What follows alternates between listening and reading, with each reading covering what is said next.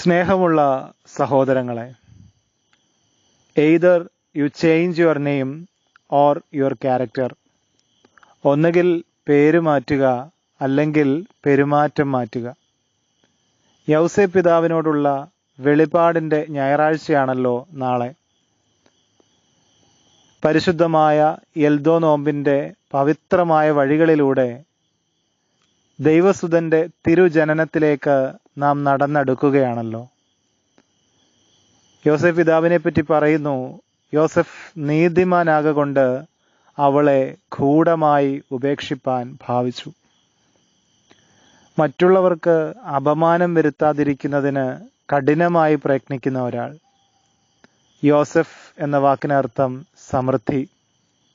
പഴയ നിയമത്തിലും നാം യോസഫിനെ കണ്ടുമുട്ടുന്നുണ്ട്. സ്വസഹോദരന്മാരാൽ പൊട്ടക്കിണറ്റിലെറിയപ്പെട്ടവൻ. കാലങ്ങൾക്ക് ശേഷം ഒരു ക്ഷാമകാലത്ത് അവരുടെ രക്ഷകനായത് ഇതേ ജോസഫ് തന്നെയാണ്. വീണ്ടും ആധുനിക കാലത്ത് പത്മകുമാർ ചിത്രമായ ജോസഫ് നാം കാണുന്നത് ഒരു പോലീസ് ഉദ്യോഗസ്ഥൻ അവയവ മാഫിയയുടെ തെറ്റായ പ്രചരണങ്ങൾക്ക് സ്വജീവൻ കൊടുത്ത് പോരാടുന്ന കാഴ്ചയാണ്. ഒപ്പം സാമൂഹിക മാധ്യമങ്ങളിൽ ദൈവത്തിൻ്റെ ചാരന്മാർ എന്ന പുസ്തകം എഴുതിയ ജോസഫ് അന്നംകുട്ടി ജോസ് നമ്മുടെ ഹൃദയങ്ങൾ കീഴടക്കുന്നുണ്ട്. അങ്ങനെ ആ പേർ പലരും അന്വർത്ഥമാക്കുന്നു.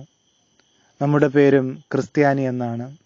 ഈ നോമ്പ് കാലത്ത് കൂടുതൽ ക്രിസ്തു കേന്ദ്രീകൃതമായി ജീവിപ്പാൻ നമുക്ക് സാധിക്കട്ടെ.